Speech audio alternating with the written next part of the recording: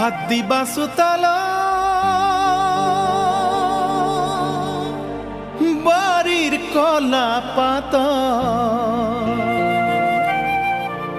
পানি দিবা পিয়া আধা ভঙা গিলাস অশুভ দিবা মাজনী বাৰান্দাৰে চুকত নহলে ঐ মাজনী ঢেঁকী শালৰ ওচৰত আধা হলেই টোপনি গাৰো নলওঁ শীতানত গাৰো নলওঁ শীতানত